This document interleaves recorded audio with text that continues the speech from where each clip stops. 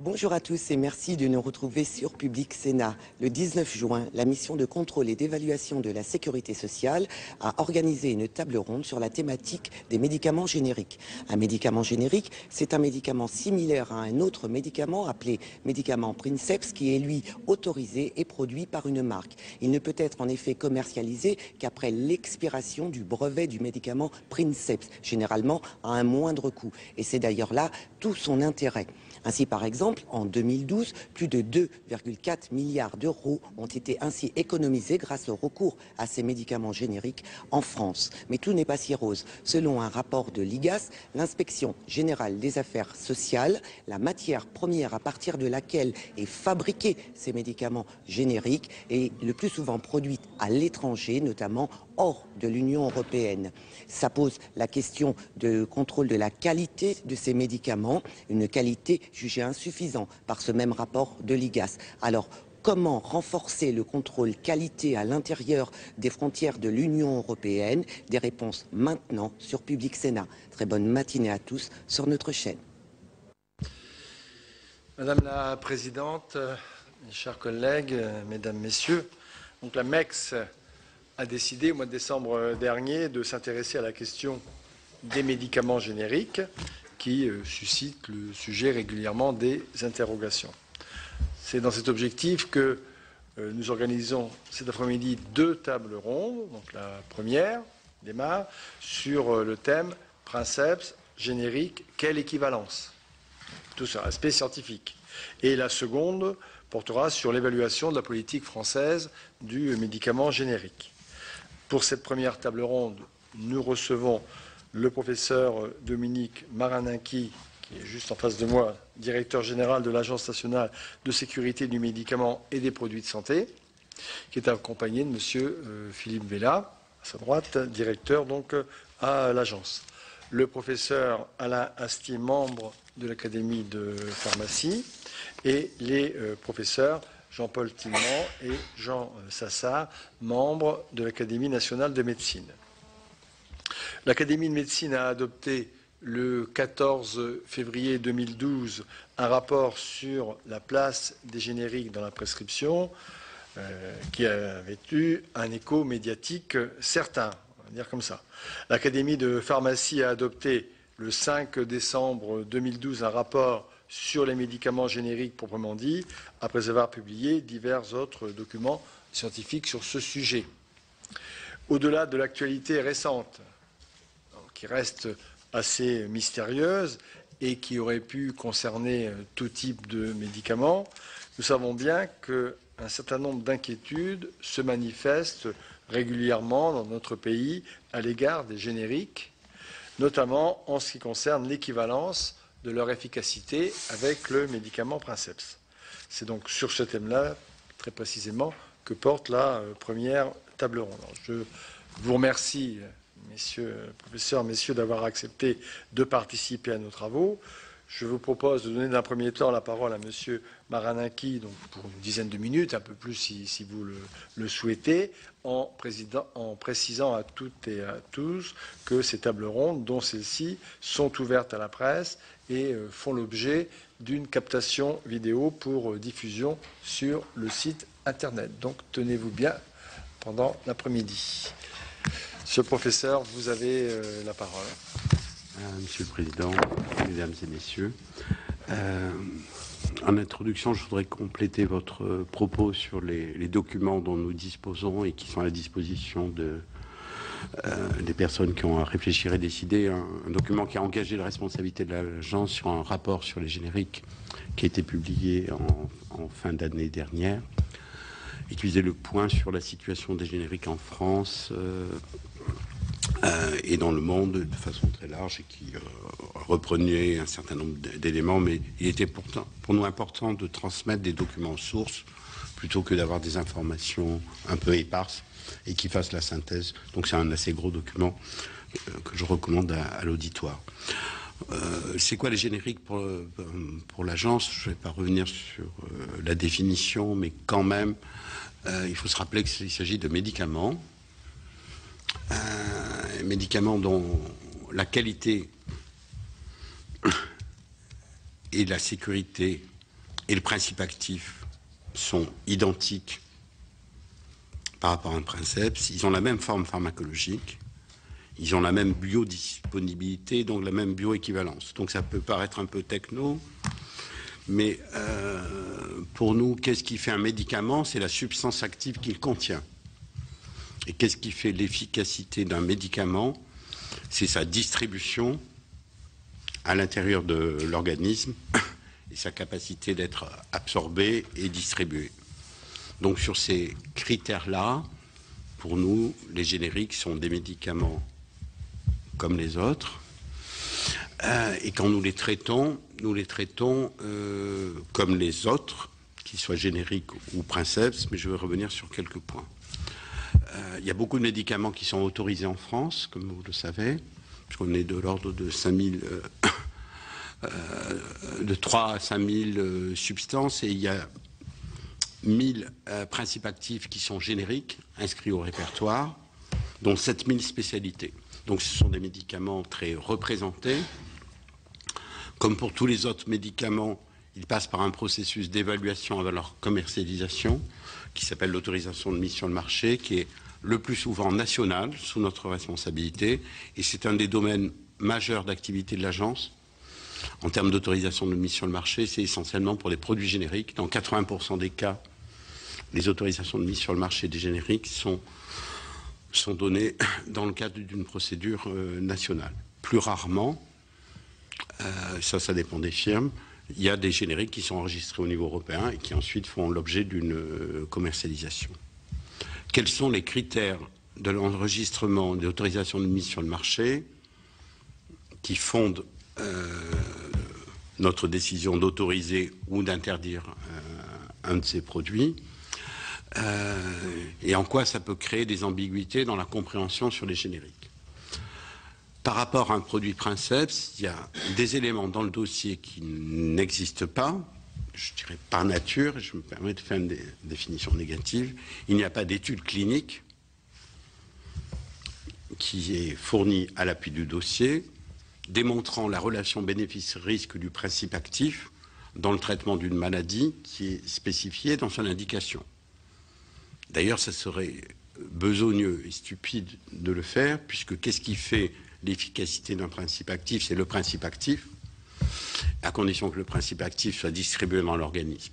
Donc le fondement du dossier d'enregistrement est sur de la qualité pharmaceutique et sur un dossier de bioéquivalence. Il y a d'autres éléments, mais donc parmi les grandes tensions ou incertitudes, beaucoup de médecins disent oui, mais ça n'a pas été, on l'a pas testé.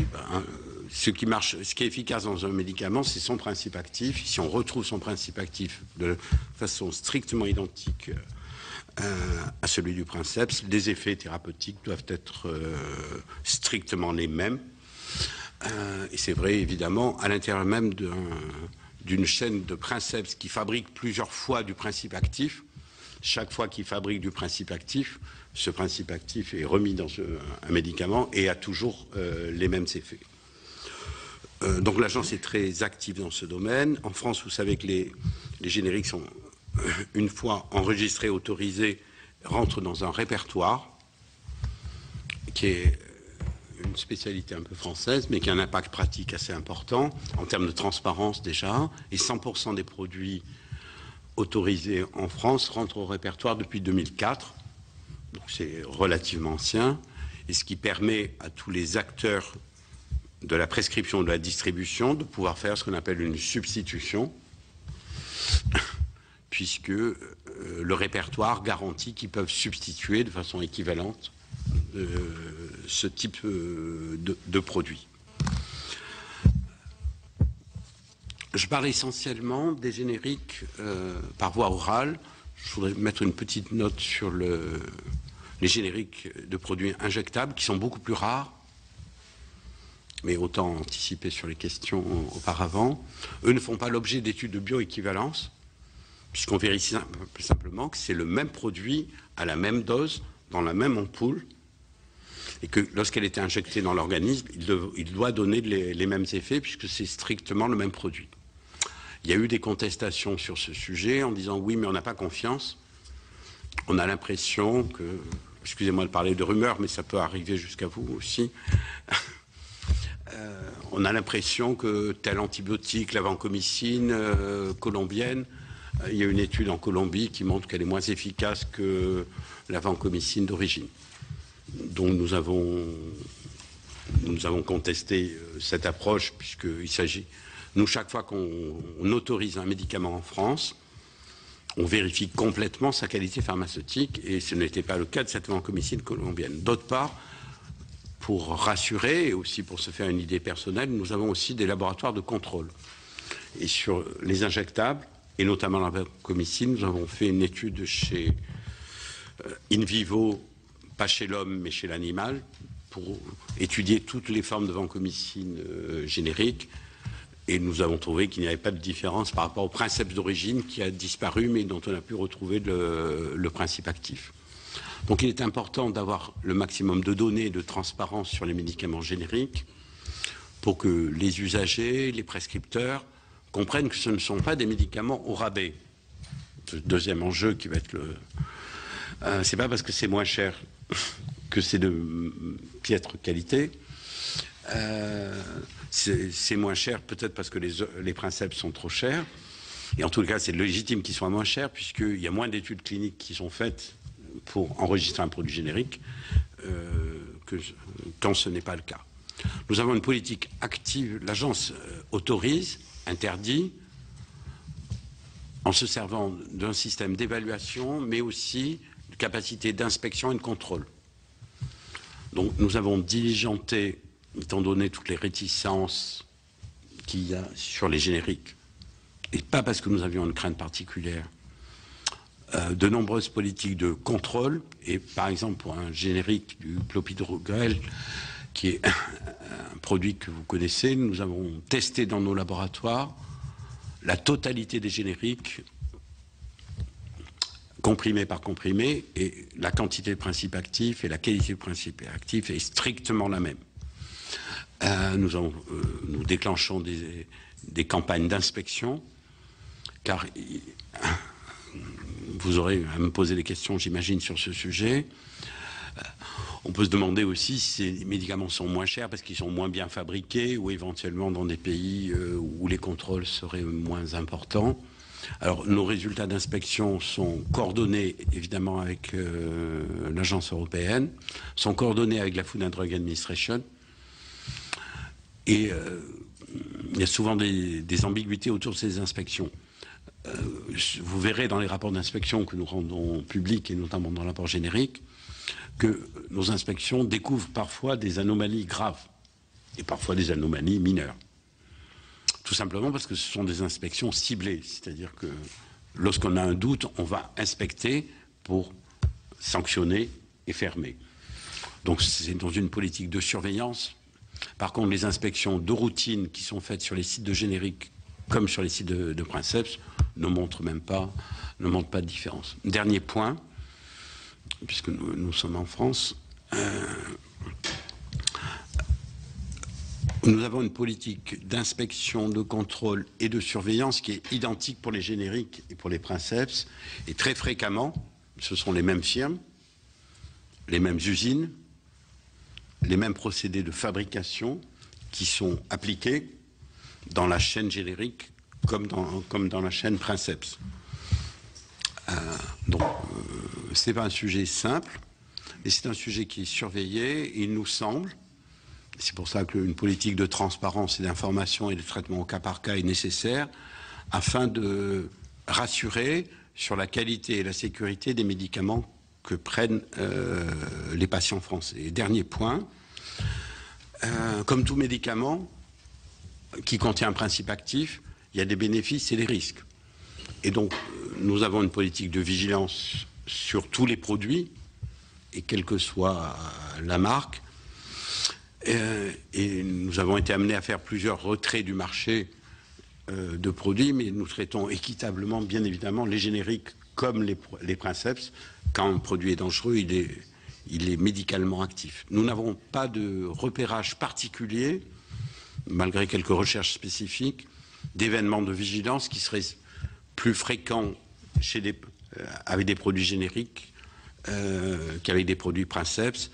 Mais c'est un peu notre attitude générale qui fait que nous traitons l'ensemble des principes actifs en situation de vigilance et on ne va pas laisser sur le marché un principe actif dangereux ni un générique dangereux. Donc on travaille globalement sur la sécurité des patients sur l'ensemble des classes.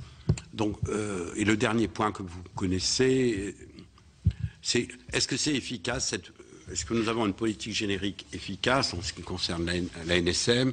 Et pour nous, efficacité signifie transparence et réactivité. Donc, c'est pas parce qu'on a inscrit d'abord, c'est pas parce qu'on a autorisé un produit, qu'il soit générique ou non, qu'il faut l'utiliser. Donc, l'abus du médicament fait toujours du mal. D'autre part, un médicament se situe dans des indications particulières. Et je voudrais insister sur le fait des situations médicalement sensibles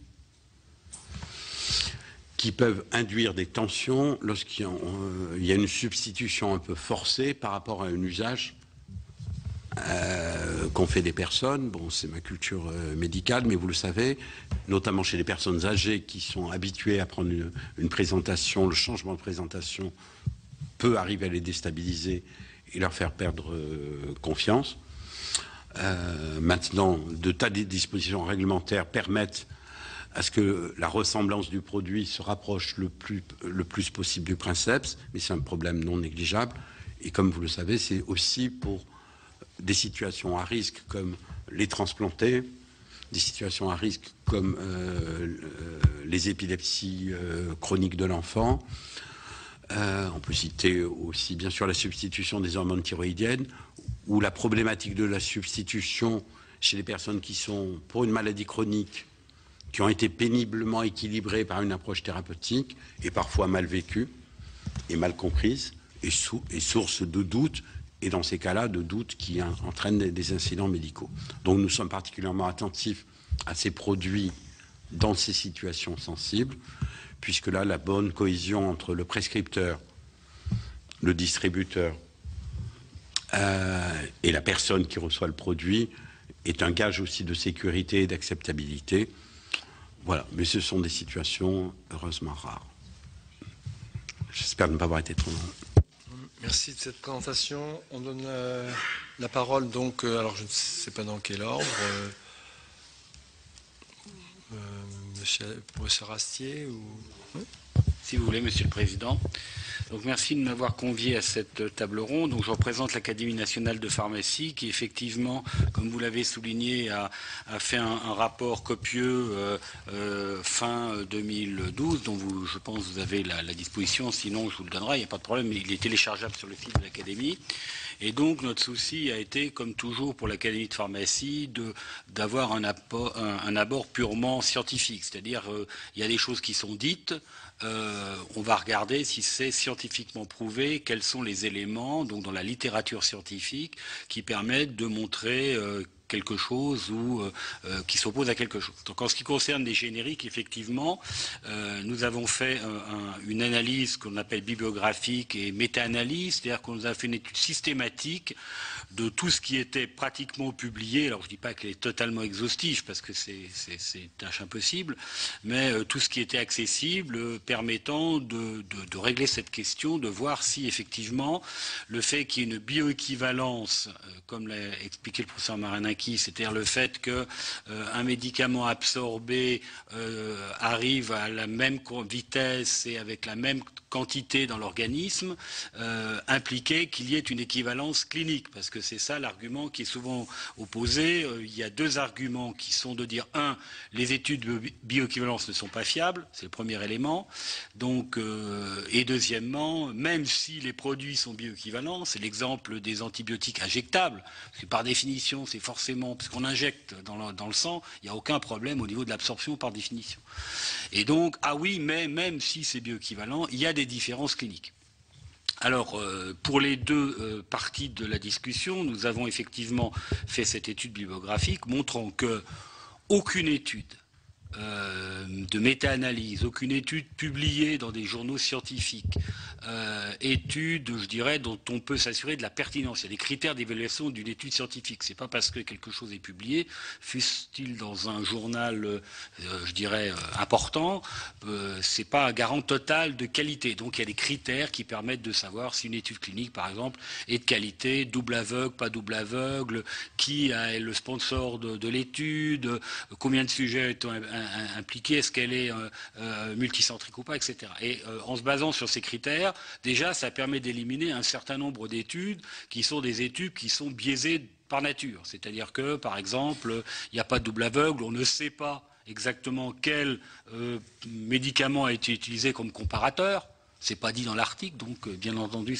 il n'est pas possible de le savoir exactement et de juger de la pertinence. Et lorsqu'on prend toutes les études, une fois qu'elles ont été classées par les critères de qualité, on s'aperçoit que pour la totalité des classes thérapeutiques que nous avons évaluées, même les médicaments antiépileptiques, immunosuppresseurs, antibiotiques, etc., pour lesquels il y a un certain nombre de discussions, il n'y a aucune différence significative entre les génériques et les princeps.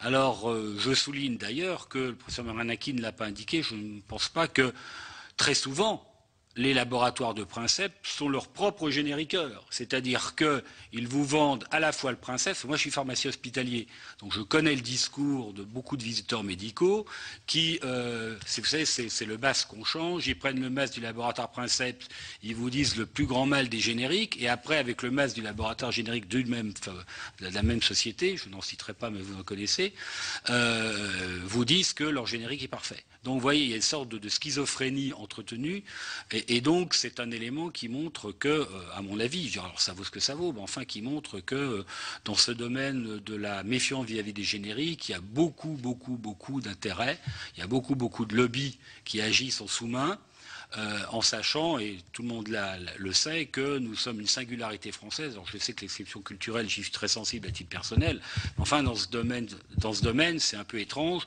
de s'apercevoir qu'on utilise quasiment 3 fois moins de génériques qu'aux États-Unis.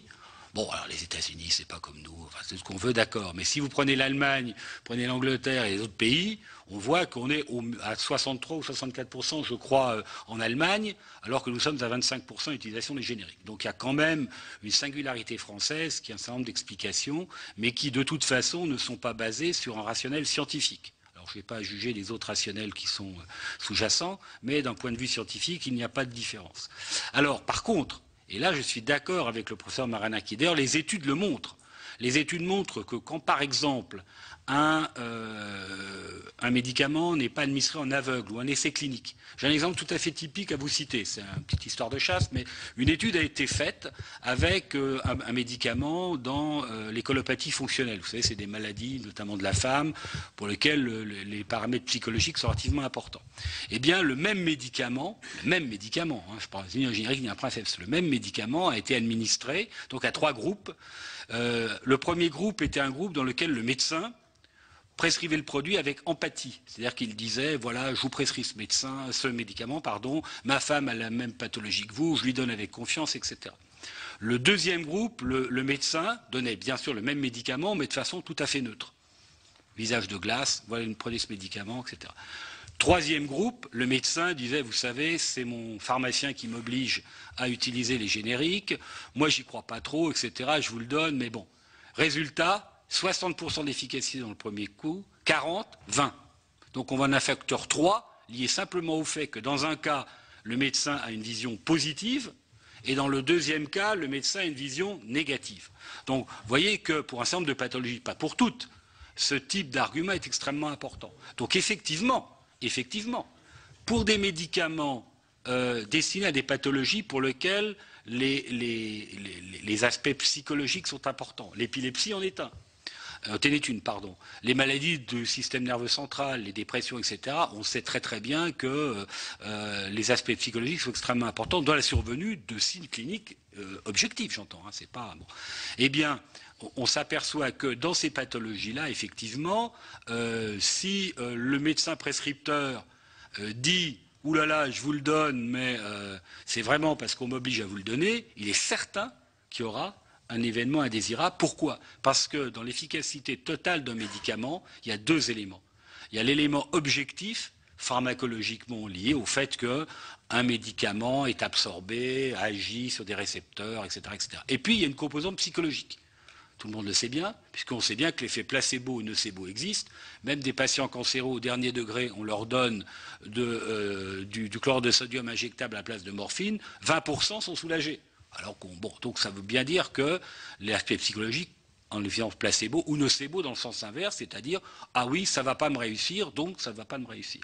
Et donc c'est un élément extrêmement important. Alors, la somme totale de l'activité d'un médicament, c'est vrai, c'est à la fois la somme de l'activité objective, et ce que j'appelle les facteurs extrinsèques, notamment la confiance du patient, la façon dont l'environnement présente les choses et un certain nombre d'éléments psychologiques. Donc je pense qu'effectivement, c'est sur cet aspect-là qu'il faut travailler dans le cadre de la substitution par générique. Et d'ailleurs, on voit très très bien que si on fait passer un princeps pour un générique et vice-versa, eh bien on a exactement avec le princeps la même problématique qu'avec le générique. Donc ça a été largement publié. Les psychologues connaissent très très bien ce principe. Hein. Il y a même une étude récente qui vient d'être publiée sur les Coca-Cola. Vous savez, on a fait boire le même Coca-Cola en disant ça c'est du Pepsi-Cola, du Coca-Cola, et puis etc. Eh bien, tout le monde a trouvé que ce qui était marqué Coca-Cola et Pepsi était meilleur que les autres alors que c'était le même produit. Donc ça prouve bien que ce critère est général et je dirais spécifique à l'espèce humaine. Donc, pour nous résumer, en termes scientifiques, aucun élément ne permet de dire actuellement qu'un générique soit différent d'un princeps en termes d'efficacité, à condition, et je rejoins le professeur Marinaki, que le traitement soit utilisé de la même façon. Parce que bien entendu, qu'est-ce qui se passe? Si le patient n'a pas confiance, parce qu'on lui dit attention, etc., qu'est-ce qui se passe? Il ne prend pas son médicament. Vous savez que le problème de la compliance est un problème majeur dans les maladies chroniques. La moitié des patients hypertendus ne prennent pas leur traitement. Et c'est pratiquement la même chose maintenant avec certains anticancéreux par voie orale. Bon, je sais qu'on n'est pas d'accord là-dessus, monsieur, mais je pense qu'il y a pas mal de problèmes là-dessus également. Donc la chronicité fait que le patient, qui n'est pas comme on voudrait qu'il soit, ne prend pas son médicament parce qu'il oublie, parce que ça lui fait mal au ventre, parce que si, etc. On est tous comme ça. Et donc, effectivement, si en plus on rajoute à cette non-adhérence spontanée de tout patient, quel qu'il soit, je dirais une pression en lui disant oui ou laissant sous-entendre que le produit qu'on va lui prescrire ou qu'on va lui dispenser risque de ne pas être aussi efficace que le produit initial, bien entendu, vous avez beaucoup de chance pour que chez certains patients particulièrement réceptifs à cet avis, eh bien effectivement, il se passe quelque chose et puis qu'ils se disent je ne vais pas prendre le produit puisque ce n'est pas celui que mon médecin me prescrit d'habitude. Donc voilà ce que je puis dire. Donc aucun élément objectif, scientifique, permettant de montrer qu'il y a une différence en termes pharmacologiques, d'efficacité entre princeps et générique. Par contre, effectivement, il peut y avoir des différences, mais liées au fait essentiellement que du manque de confiance, plus ou moins entretenu vis-à-vis des génériques, et donc il faut, à mon avis, lutter contre cette propagande, je dirais, négative vis-à-vis des génériques. Alors je tiens à souligner, Monsieur le Président, que je n'ai strictement aucun conflit d'intérêt, j'ai oublié de le dire, vis-à-vis des laboratoires génériques. Merci. Merci, Monsieur le Professeur. Donc après l'Académie nationale de pharmacie, l'Académie nationale de médecine, alors messieurs les professeurs, je ne sais pas comment vous vous répartissez. Merci, Monsieur le Président. Madame la Présidente, Mesdames, Messieurs. Bon, bien, écoutez, je prends la parole en dernier, mais je pense que le rapport de l'Académie de médecine a été le premier publié avec le retentissement que vous avez évoqué. Alors, ce que je voudrais, c'est vous préciser d'abord très clairement la position de l'Académie de médecine. On a pris acte de l'utilisation des génériques sans aucune ambiguïté, sachant qu'il s'agit d'une décision mondiale, généralisée. Et notre propos, la question que nous nous posons est la seule. Les génériques doivent être parfaitement adaptés à la substitution et il faut que le remplacement de l'un par l'autre se fasse sans problème. Alors pourquoi avons-nous réagi? Eh bien, c'est une autosaisine de l'Académie. Nous avons réagi à différents appels de praticiens. Comme vous le savez, l'Académie de médecine est surtout constituée d'hospitalo-universitaires, médecins, et ces praticiens, qui sont soit nos anciens étudiants, soit nos correspondants, nos élèves, ont signalé des substitutions avec d'apparentes variations d'activité, des différences de présentation, quelquefois des difficultés d'acceptabilité, ça je reviendrai sur ce point, et parfois même d'identification, c'est-à-dire le nom du produit. Le travail de l'Académie n'a pas été confié à des spécialistes de la pharmacocinétique ou de la bioéquivalence, il a été confié à un praticien prescripteur de générique. Et le bureau de l'Académie a choisi un rhumatologue pour deux raisons. D'une part parce que les médicaments de la spécialité en rhumatologie sont très souvent génériqués, comme on le dit maintenant, et que d'autre part ce sont des médicaments qu'on utilise à long terme, de façon chronique, donc la surveillance de ces produits, de ces génériques, dans ces indications, sont tout à fait pertinentes. Alors, la méthode utilisée a été la suivante. Les trois questions qu'avait posées le bureau de l'Académie sont les suivantes. Avec quel médicament a-t-on observé des plaintes de patients et quelle est la véracité des plaintes?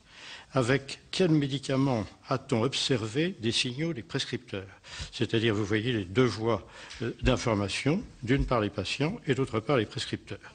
Et bien évidemment, comme tout rapport scientifique, on a été voir ce qui se passait ailleurs, c'est-à-dire dans les autres pays. Si vous voulez, on a déjà beaucoup évoqué les résultats de la littérature internationale, donc je serai relativement bref. Bon, il y a dans la littérature internationale, à l'évidence, des publications qui montrent des problèmes d'acceptabilité, de non-conformité, voire d'efficacité. Le plus souvent, ce sont des cas individuels, mais pas toujours. Quelquefois, ce sont des classes pharmacologiques.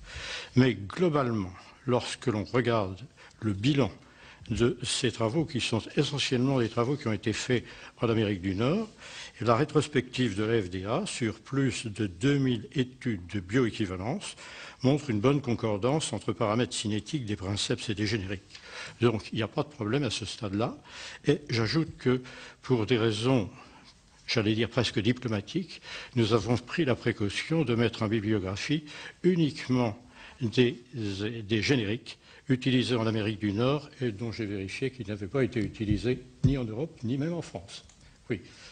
Par conséquent, voyez-vous, il n'y avait pas moyen d'importer directement en France ce qui avait été trouvé, mais je pense que le travail qui consistait à voir d'une part un certain nombre d'inconvénients et ensuite la façon de les résoudre est une chose intéressante. Alors, la conclusion du rapport, elle est sans ambiguïté, elle tient déjà dans son titre, la place des génériques dans les prescriptions. Je crois qu'on ne peut pas être plus clair. Et je citerai simplement la première recommandation de l'Académie qui dit « effort de pédagogie ». Il importe d'expliquer à tous les acteurs, c'est-à-dire aussi bien les patients, les médecins, les pharmaciens que le corps infirmier, que les médicaments génériques sont des équivalents, mais qu'ils ne sont pas forcément identiques, et bien expliquer par une pédagogie appropriée que ces médicaments peuvent tout à fait être substitués. Alors, je voudrais vous donner quelques difficultés rencontrées. Et je voudrais d'abord vous parler des difficultés de présentation. Il se trouve que, il y a quelques mois, j'ai eu un cas qui m'a été rapporté par un de mes anciens étudiants et qui va, je pense, vous expliquer une des réticences des génériques. Un vieux monsieur, dans une maison de retraite, 3 comprimés par jour. Alors, bon, il n'a pas toujours sa tête, il sait qu'il y a un vert, un bleu et un rouge. Il prend le vert le matin, bon, séquence matin, midi et soir. Il renouvelle son ordonnance revient donc renouvelée, et il a 3 comprimés blancs. Il est perdu. Et je rejoins ce qu'ont dit mes collègues. Je pense que dans le meilleur des cas, il n'y a pas eu de variation d'effet, mais il est fort probable qu'il y en ait une. Si vous voulez, là, il y a manifestement un problème de présentation différente qui désoriente complètement le patient. Je vais vous donner un deuxième exemple, qui est celui d'un comprimé qui est remplacé par une gélule. Alors ça, c'est très très simple. Faire un comprimé, c'est-à-dire on prend une poudre, et cette poudre, on la compresse, c'est ça le comprimé. Une autre façon de faire un générique qui est beaucoup moins coûteuse, c'est de faire une gélule. C'est-à-dire qu'on n'a pas besoin de faire un comprimé, mais on met la poudre dans la gélule. Simplement, le volume est plus grand et un certain nombre de patients se plaignent que la gélule est plus difficile à avaler. Troisième exemple, parce que celui-là est peut-être encore un peu plus important, ce sont les comprimés sécables. Là, c'est aussi une observation qu'on vient de recevoir, des comprimés qui sont quadrisécables, et le patient et aussi d'ailleurs le praticien se plaint que, avec le générique, il n'arrive pas, si j'ose dire, à couper le comprimé en 4. Alors, je ne sais pas, et ça je me retourne vers le directeur de l'agence, parce que je ne sais pas du tout s'il y a un impératif réglementaire sur la couleur, sur la forme pharmaceutique, ça peut être une gélule ou un comprimé, mais là, manifestement, voyez-vous, l'effort pédagogique, il est évident. Il faut le faire, il faut leur expliquer, et à partir de ce moment-là, les choses sont plus simples. Alors ça, c'était pour la présentation. Quelquefois, en termes d'excipients, moi, je ne crois pas beaucoup. On a beaucoup parlé d'accidents allergiques en changeant les excipients. C'est peut-être vrai. Personnellement, on n'en a pas vu. Donc, théoriquement possible, pratiquement, nous n'en avons pas d'expérience. En revanche, récemment, alors là, j'ai vu dans les journaux, mais c'est peut-être faux, que pour des collyres, des génériques de collyres, il y avait un problème de tolérance, c'est-à-dire que, disons que le générique picotait dans l'œil, alors que le produit initial, semble-t-il, ne picotait pas. Et là encore, je vous le livre, brut de décoffrage, je ne l'ai pas vérifié. Alors, il reste quand même que pour un certain nombre de médicaments, il y a des problèmes d'acceptabilité. Et là, ce n'est pas pour rien qu'on cite à l'heure actuelle les 5 classes pharmacologiques, il n'y en a que 5, pour lesquelles vous avez parlé des immunosuppresseurs, vous avez parlé des antibiotiques, des antiépileptiques, des psychotropes. Oui, pas tous. Injectables. Oui, des antibiotiques injectables. Là, pour cela, je pense que la bioéquivalence, je pense qu'elle évoluera peut-être un petit peu, mais à l'heure actuelle, on ne peut pas faire mieux. C'est un calcul quand même de probabilité qui est vraiment très très poussé. La probabilité, ce n'est pas une certitude. Donc je pense que la prudence, c'est que pour ces produits, on fasse spécialement attention pour ces classes pharmacologiques. Pour les autres, il n'y en a pas. Je pense que ça n'est pas utile. Alors, ce que je voudrais vous dire maintenant, c'est que je ne veux pas faire un bilan négatif. Je voudrais vous proposer des solutions. Je pense qu'il y a des solutions qui sont possibles. Et la première solution, c'est que chez un même malade, il faut limiter au maximum le changement de médicaments génériques ou princeps. Alors attention, je tiens à bien préciser ma position. Nous ne sommes pas contre la substitution, bien au contraire. Mais nous disons, attention, ne multiplions pas le changement de générique chez un même patient, pour des raisons évidentes et que mes deux collègues viennent de présenter, c'est que manifestement, le malade va être perdu. Autrement dit, il faut limiter la substitution, limiter les changements de générique, et si possible, donc dispenser toujours le même médicament. Alors, ne pas changer de générique, c'est facile. D'abord, dans un certain nombre de traitements de fond, on peut très bien commencer par le générique et pas par le princeps. Ça, c'est une première chose, la première évidence. Mais l'autre, qui me paraît encore plus simple, c'est pour le patient la fidélité au pharmacien. La fidélité au pharmacien, il va toujours voir le même pharmacien. Par conséquent, le pharmacien sait ce qu'il lui a donné une première fois, il lui donnera la même chose. Et je voudrais attirer votre attention sur une initiative pharmaceutique qui n'est pas encore bien connue, mais qui est tout à fait intéressante. C'est ce qu'on appelle le dossier pharmaceutique.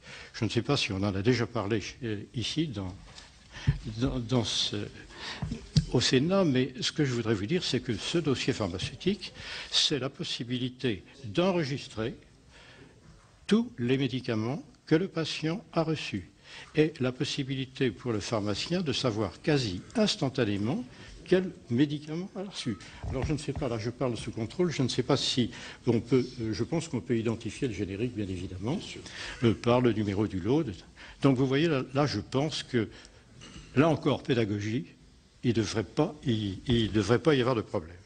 Alors, fidélité au pharmacien, explication détaillée, précision écrite sur l'emballage, mais là encore, les précisions écrites sur l'emballage, quelquefois, l'emballage est perdu. On en a vu des exemples. Il faudrait pouvoir écrire directement sur le blister, ça ne se fait pas. Il faut aussi renforcer, je pense, la pharmacovigilance. Là, ça fait longtemps que je ne fais plus de pharmacovigilance, je ne suis plus au service de l'agence, mais c'est parce que je suis retraité. Hein.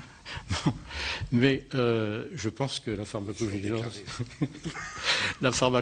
des génériques est une chose aussi tout à fait importante, c'est-à-dire, vous voyez, quand vous avez un effet indésirable qui est rapporté à la pharmacovigilance, généralement, il est rapporté par sa dénomination commune internationale. Là, ce qui serait intéressant, c'est d'avoir aussi le laboratoire générique. Voilà donc ce que je voulais vous dire, en vous disant que véritablement, en expliquant mieux, je pense qu'on doit pouvoir faire progresser les génériques. Merci, Monsieur le Président. Je pense que le doyen Sassard veut ajouter quelque chose, oui, si vous me le permettez. Je vous en prie. Merci, Madame la Présidente, j'ai compris. Monsieur le Président, je n'ai pas grand-chose à rajouter même aux exposés éminents qui ont été faits.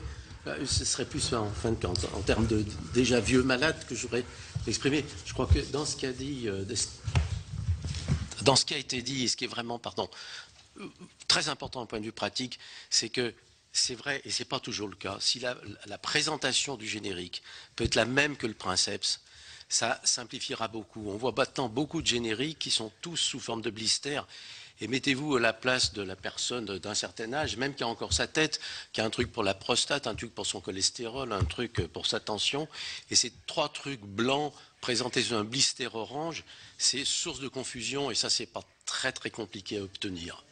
La deuxième chose sur laquelle le professeur Tillman a insisté, c'est que quand un générique est donné, qu'un malade est équilibré avec un générique, qu'il ne change pas de générique. C'est-à-dire qu'il ne passe pas d'un générique de marque X pour un générique de marque Y. Le dossier pharmaceutique peut aider. C'est comme avec un princeps. Je pense que les malades sont équilibrés d'une façon avec un médicament. Eh bien, il faut qu'ils le gardent. Sur le plan de la bioéquivalence, qui était la question que vous aviez posée au préalable, et là, je m'exprimerai à titre personnel, parce que je crains de ne pas être suivi. Il y a 2 choses qui me posent un petit peu de soucis. C'est la définition de la bioéquivalence telle qu'elle est donnée dans les textes. Pour quelqu'un qui a fait un tout petit peu de pharmacologie clinique, j'avoue que j'ai bien regardé, elle est strictement... Enfin bon, je ne suis pas arrivé à la comprendre. Donc pour un individu moyen, elle est non compréhensible.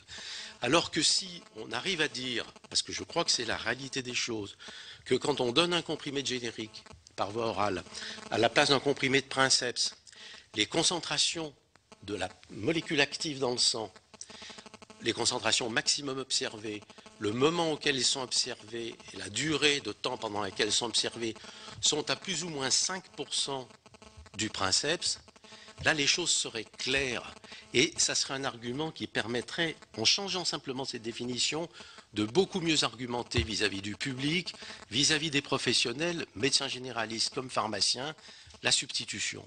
Donc un changement de définition, c'est une opinion personnelle donc qui n'engage que moi, bien sûr. Et la deuxième opinion personnelle qui n'engage que moi, et je suis content de la faire devant M.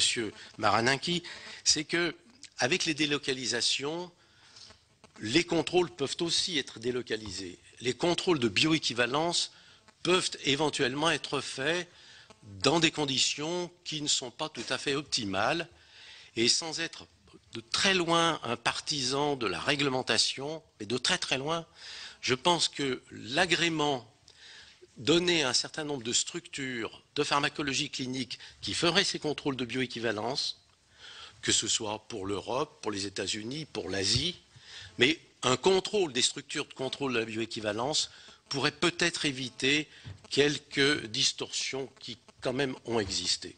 Je vous remercie. Merci, M. Maraninki. Vous ajoutez quelque chose? Oui, si vous permettez, je voudrais quand même répondre ou commenter un certain nombre de ces points pour la compréhension de l'ensemble. Vous voyez que nous oscillons entre du vécu, du ressenti et de l'objectif. Et c'est vrai qu'en thérapeutique et en médecine, ça peut arriver. Mais cependant, tout de même, il ne faut pas en faire une cible particulière sur le générique. Je voudrais rappeler que les médicaments génériques sont un bien qui ont permis de soigner et de guérir des millions de personnes dans le monde, et notamment parce qu'ils sont moins chers, et notamment parce qu'ils sont de très bonne qualité. Et ça n'a pas été dit, mais je me permets de le dire en tant que responsable et en tant que personne, il y a d'énormes enjeux économiques autour des génériques, entre eux, et entre les princeps et les génériques, et que ça peut fausser un tout petit peu le débat et la compréhension. Quelques remarques. Il ne faut pas être militant, il faut être objectif. Il est vrai que le concept de bioéquivalence peut paraître abstrait, et il est pour un pharmacologue.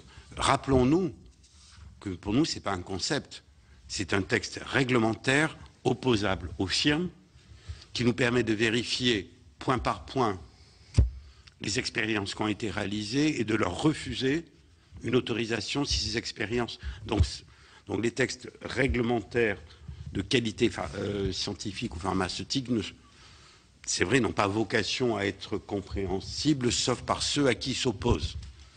C'est comme quand on définit l'assurance qualité de freins automobiles. En gros, c'est fait pour freiner, il faut être sûr que ça marche.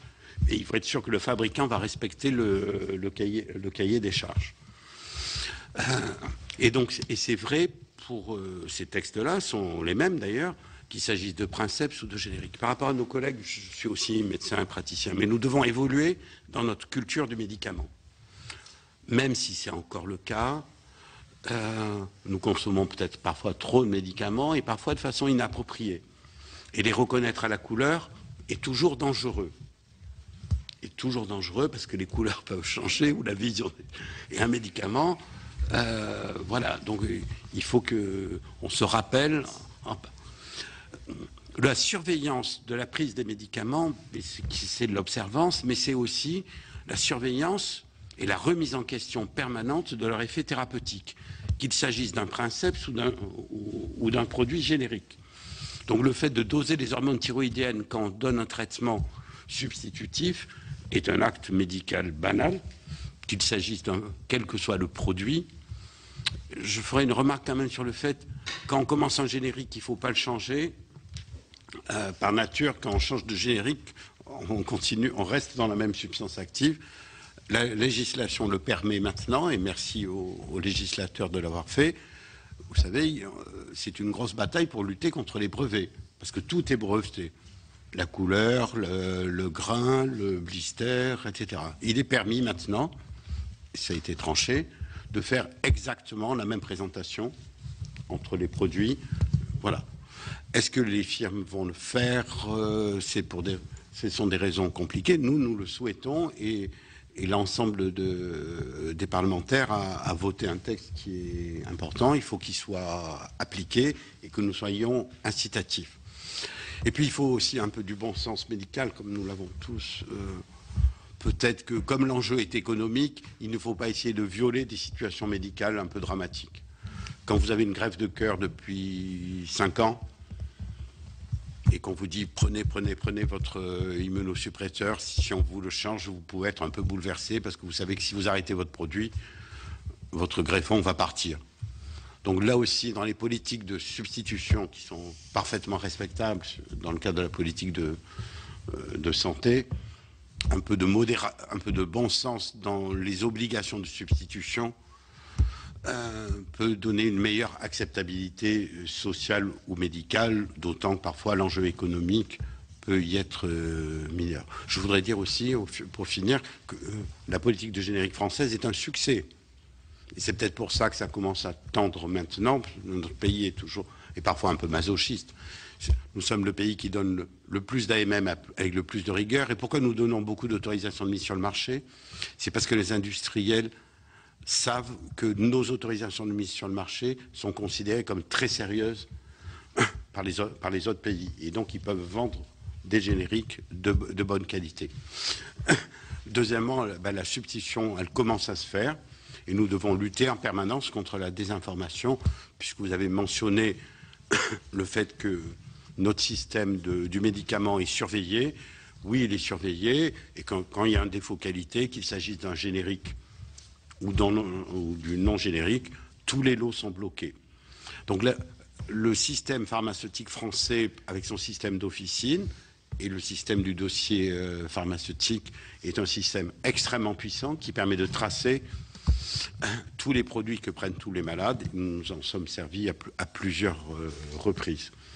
Par contre, nous devons changer de culture sur reconnaître le comprimé rouge du comprimé jaune. C'est pas sûr que ce soit le même principe actif, comme vous le savez. Voilà, et donc on devrait aller dans le bon sens. Notre principale crainte, nous ne sommes pas là pour faire la publicité, tous les médicaments se valent ou ne se valent pas, et quand ils ne se valent pas, il faut qu'on les supprime, qu'ils soient chers ou pas chers. Par contre, ce qui est dangereux, c'est la perte de confiance et le risque de désinformation qui se fait pour des intérêts qui sont le plus souvent économiques quand même, il ne faut pas se le cacher, que objectifs. Peut-être M. Astier, vous voulez encore intervenir, puis après on passera aux questions. Oui, Monsieur le Président, juste un point sur ce qui vient d'être dit. Deux remarques. On n'a pas parlé de la prescription par dénomination commune internationale, chose qui réglerait beaucoup de problèmes, qui d'ailleurs est prévue par la loi. Donc théoriquement, ça devrait régler un certain nombre de problèmes. Deuxièmement, en tant que pharmacien hospitalier, les génériques, c'est un problème qu'on ne connaît pas, puisqu'on les utilise depuis qu'ils existent. Et le patient à l'hôpital, le prescripteur à l'hôpital, même qu'il prescrit un immunosuppresseur, une fois c'est le générique, une fois c'est le princeps, à ma connaissance, il ne s'est jamais passé le moindre problème. Sinon, ça se saurait. Vous pensez bien que s'il y a eu des morts à l'hôpital Henri Mondor liées à des substitutions de médicaments génériques, ça se saurait. Donc, je vois là des éléments qui montrent que finalement, même sur des produits à marge thérapeutique étroite, théoriquement, alors ce qui n'empêche pas effectivement de prendre un certain nombre de précautions dans des cas tout à fait particuliers, mais une politique ne se fait pas sur des cas particuliers. Et je considère que la collectivité doit quand même se poser des questions. Est-ce qu'on doit finalement ne voir que les cas particuliers? On doit quand même voir l'ensemble. Et compte tenu des économies réalisées par les génériques et ce qui pourrait être encore réalisé par les génériques, je pense que la question est close.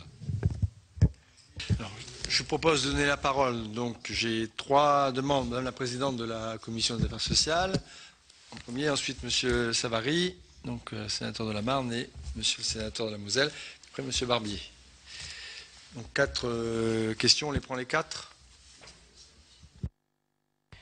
Oui, merci Monsieur le Président, merci messieurs pour votre présentation et je voudrais remercier particulièrement Yves Daudigny parce que c'est vrai que le programme de notre MEX est assez chargé cette année et d'avoir réussi à trouver un peu de temps pour organiser ces deux tables rondes de cet après-midi, je trouve ça très intéressant parce que c'est un sujet, vous le savez, qui est sensible au sein de notre commission et il me semblait important qu'on puisse le réaliser. Donc malgré notre travail chargé, on a trouvé le temps de le faire et c'est tant mieux. Donc j'avais juste quelques questions un peu mélangées peut-être pour l'ensemble des personnes qui sont intervenues. Vous nous avez parlé donc de cette bioéquivalence et du coup des tests de bioéquivalence qui sont mis en œuvre pour pouvoir apporter la sécurité à nos médicaments génériques. Ne pensez-vous pas que du coup, peut-être que je devrais vous préciser aussi que je suis, comme ça a été un peu dit, plutôt favorable à la politique de médicaments génériques. Comme ça, les choses seront claires dans mes questions. Je suis plutôt favorable à cette politique du médicament générique, mais du coup, en s'assurant de sa bonne qualité, comme l'ensemble d'entre vous ici, messieurs. Donc, pour ces tests de bioéquivalence qui sont faits, ne pensez-vous pas du coup que pour apporter pour être mieux rassuré finalement d'un point de vue tant des patients que des professionnels qui doivent prescrire ensuite ces génériques, il y aurait nécessité à avoir un peu plus de transparence sur comme ça se fait pour d'autres tests, un peu plus de transparence. Il a beaucoup été question jusqu'à maintenant de répertoire notamment. Pensez-vous pas par exemple qu'un répertoire sur ces tests de bioéquivalence permettrait justement de savoir si, comme ça a été dit, certains tests de bioéquivalence sont délocalisés, mais on saurait où sont faits ces tests et on aurait les résultats de ces tests et ça permettrait comme ça de rassurer un petit peu tout le monde sur la bonne tenue et la bonne validité de ces tests de bioéquivalence et du coup dans ces tests quelle est la mesure des excipients puisqu'il y a aussi j'ai bien compris, enfin me semble-t-il que ces tests se faisaient principalement sur la molécule active mais est-ce que les excipients sont également pris en compte et quels sont ces impacts et comment sont-ils répertoriés dans ces tests de de bioéquivalence. Par rapport ensuite à la fabrication de ces médicaments génériques, j'ai bien compris aussi que la fabrication était faite dans de bonnes conditions, mais sommes-nous certains de la bonne qualité, par exemple, des matières premières qui vont rentrer dans la fabrication de ces génériques? Ensuite, vous nous avez dit qu'il n'y a aucune étude qui dit que ces génériques sont moins efficaces, mais y a-t-il des études qui nous disent qu'ils sont au moins aussi efficaces? Donc très bien, s'il y en a, vous allez me le dire. Et par rapport à l'effort de pédagogie, moi je suis persuadée effectivement que la pédagogie pourra nous permettre d'améliorer la vente de nos médicaments génériques. Est-ce que vous ne pensez pas, puisque nous avons ici l'Académie nationale de médecine, est-ce que vous ne pensez pas que, par exemple, dans la formation des médecins, un peu enfin, peut-être ça se fait déjà, hein, vous allez me répondre, messieurs, un peu de connaissances, notamment, enfin de connaissances, un peu plus de connaissances d'un point de vue pharmacologique, et puis également dans l'idée de la pédagogie, je rejoins ce que vous disiez par rapport à la dénomination commune, la DCI. Est-ce qu'il ne serait pas intéressant aussi d'inviter nos médecins à plutôt prescrire sous cette dénomination commune plutôt que sous le nom d'un médicament, puisque en effet, ça favorise généralement le princeps plutôt que le générique. Voilà. Ensuite, juste peut-être une petite réflexion sur la couleur des médicaments, Monsieur Maranaki. Autant je veux bien entendre qu'effectivement, il ne faut pas reconnaître un médicament à sa couleur, mais en même temps, je partage un peu ce qui a été dit. Pour connaître autour de moi pas mal de personnes, malheureusement, voilà, qui sont dans la nécessité de prendre plusieurs traitements. Et il est vrai que lorsque les médicaments changent d'aspect, un peu trop souvent, ou tout simplement parfois de couleur, mais du comprimé à la gélule aussi, ça arrive, ça déstabilise beaucoup certains malades et ça n'incite pas, du coup, à accepter, lorsque les pharmaciens nous proposent la substitution par des génériques, ça n'incite pas les patients à accepter cette substitution s'il y a trop de changements fréquents et dans le médicament lui-même et ensuite dans la forme sous laquelle est prescrit ce médicament. Voilà, je vous remercie, messieurs. Merci, Monsieur Savary. On va prendre toute la batterie de questions. Oui, quelques remarques et quelques questions pratiques en tant que médecin généraliste. Vous avez parlé de l'empathie avec laquelle il fallait effectivement prescrire le générique. La pédagogie a été soulignée par Madame David, mais il y a aussi un argument très convaincant, c'est le remboursement. La sécurité sociale qui a pris la décision de ne plus faire le tiers payant dès l'instant où le malade refusait le générique, je peux vous dire c'est d'une redoutable efficacité. Et je crois que ce sont des mesures comme ça qu'il faut prendre. Comme par hasard, ils acceptent le générique dès l'instant où il n'y a plus le tiers payant. Donc véritablement, c'est un argument qu'il faut véritablement, me semble-t-il, consolider pour faire changer les mentalités. Et elles changent vite. Un deuxième argument, le changement. Effectivement, les pharmaciens, d'un mois sur l'autre, dans le renouvellement même de l'ordonnance, ne donnent pas le même générique. Alors ça, enfin, ils donnent le générique, mais d'un autre laboratoire, hein, selon les prix. Alors là-dessus, peut-être que nous aurions des choses à faire, parce que c'est là où il y a tous les problèmes. C'est véritablement là qu'il faut trouver une solution, parce que les malades sont paumés complètement. Moi, je suis sidéré, même je trouve qu'ils ne s'y retrouvent pas trop mal encore. Je suis même surpris de voir comment ils arrivent à s'y retrouver dans ces choses-là. Troisième point également, un élément pratique. Derrière, avec la multiplicité des génériques, vous l'avez dit, ça fait à peu près 9000 principes actifs. Or, pensez au logiciel des médecins. Moi, je viens de faire réinformatiser le cabinet médical. Les logiciels sont de plus en plus compliqués, mais ça devient aberrant. Dans les amoxicillines, vous en avez 2 pages d'amoxicilline à des dosages selon les laboratoires. Mais c'est impensable. Et on va demander aux gens de faire de la bonne médecine et on va leur faire perdre leur temps à choisir les génériques là-dedans, etc. Qu'on arrête. Là-dessus, vous avez peut-être quelque chose à faire. On a peut-être des choses à faire pour faire en sorte que ces logiciels soient des logiciels pratiques et qu'on ne tombe pas dans la démesure au type de la sécurisation à vouloir mettre tous les laboratoires, parce que comme il y en aura toujours des nouveaux, on n'en sort pas. Et ça fait 9000 molécules dans lesquelles il faut choisir pour faire une ordonnance. Ben, vous la faites à la main. Vous n'avez plus la faire, c'est pas la peine. C'est pas la peine, vous passez votre temps à aller chercher les trucs. Donc il faut revenir à un petit peu de cohérence. Et puis quatrième point, ça rejoint ce que disait Madame David sur la formation des étudiants. Là aussi, vous avez un rôle, nous avons un rôle. Comment se fait-il que quand votre malade est hospitalisé, qui part avec un traitement générique, il sort avec une ordonnance de sortie de l'hôpital, avec une ordonnance de princeps? Il y a quelque chose qui ne va pas, quoi. C'est quand même pas si dur que ça que les chefs de service inculquent non, ils font encore les ordonnances à la main dans les hôpitaux. Attends, ils sont pas au logiciel, malheureux. Même dans... Ah là là là là. Ils sont encore dans 9 hôpitaux sur 10 à l'ordonnance à la main, quoi. Et qui est attentif à ça, que les internes, puisque c'est les internes qui font les ordonnances derrière, quoi, qu'il y ait des ordres du chef de service de faire quelque chose de pratique et puis de suivre un peu un certain nombre de choses. Bon, voilà, je pense qu'il n'y a pas besoin de changements fondamentaux, mais simplement maintenant de petits changements pratiques qui permettraient là aussi de gagner, j'en suis sûr, dans l'utilisation des génériques. Merci, Monsieur Leroy. Oui, je vous remercie d'avoir organisé cette réunion et invité des sénateurs qui ne font pas partie de la commission des affaires sociales. Pour ma part, j'ai été interpellé par les génériques parce que je suis un malade en longue maladie, je ne sais pas quoi, là, parce qu'on m'a fait des pontages, et donc depuis 12 ans, je prends des médicaments, ils ne sont pas trop nombreux, et jusqu'à présent, je n'ai pas souffert des pilules, enfin leur changement de couleur, mais même moi qui prends 3 pilules par jour, je suis encore à moitié intellectuellement valide. Quand on me change les médicaments, ça me trouble, enfin quand on me change la forme des médicaments. Parce que j'avale ça à toute allure le matin, et parce que je suis en retard, et donc ça peut poser quelquefois... Mais ceci, je ne suis pas contre les génériques, mais je suis aussi agronome à l'origine, et donc j'étais habitué au phytosanitaire, donc à la manipulation des molécules complexes. Ce qui m'inquiète, c'est au plan fondamental, c'est que le princeps...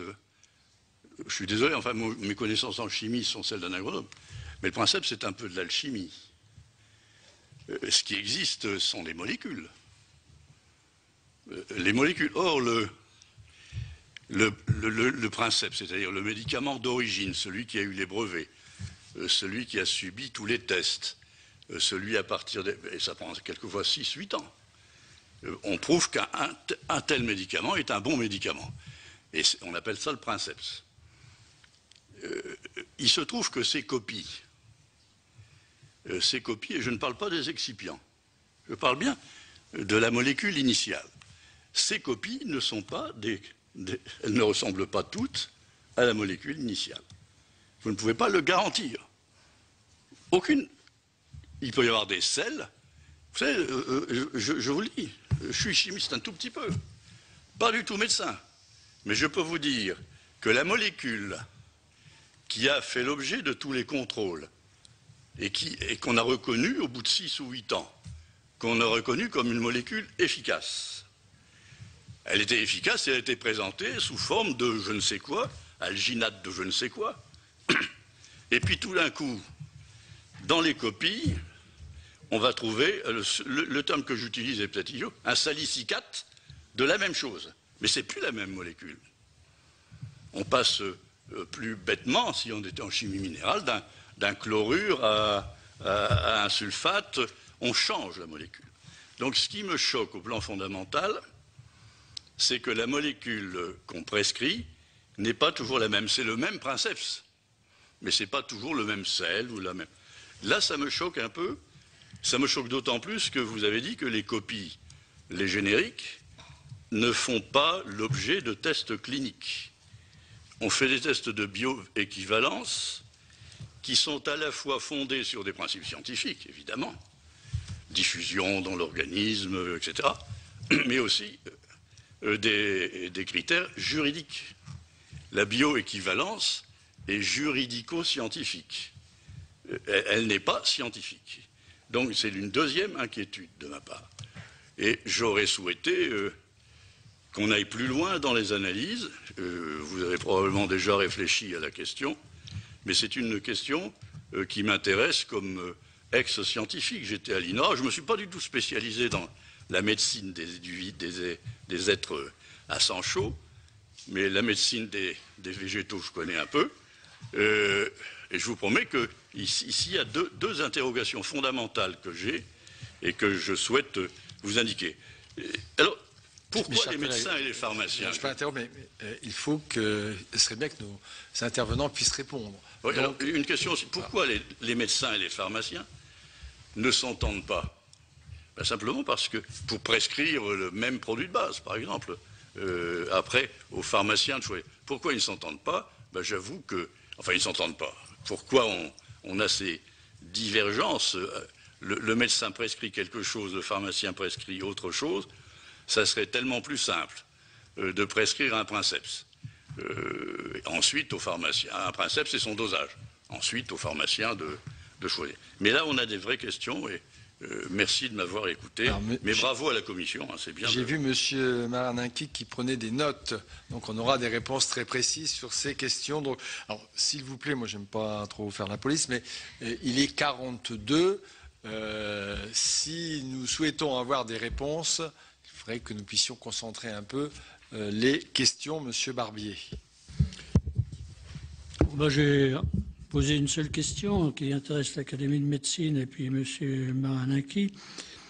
C'est ce problème de substitution qui coûte plus de 500 millions par an à la sécurité sociale, à savoir l'utilisation de l'Avastin dans la DMLA et par rapport au Lucentis qui coûte 40 fois plus cher. Apparemment, un certain nombre d'écoles de médecine, notamment de Lyon, ont expérimenté l'Avastin en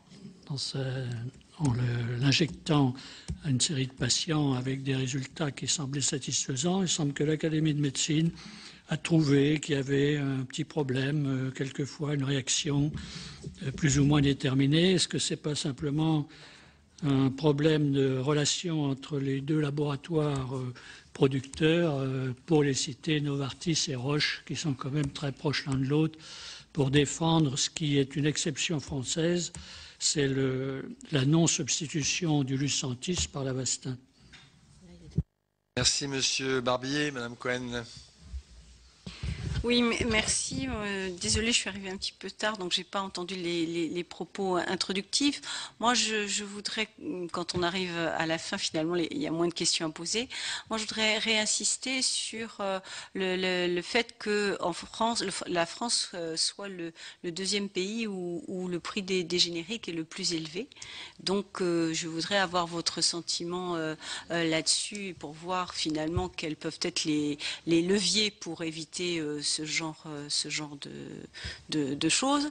Deuxième question, ça a été dit par rapport au générique, le fait que finalement les contrôles ne soient pas suffisamment poussés.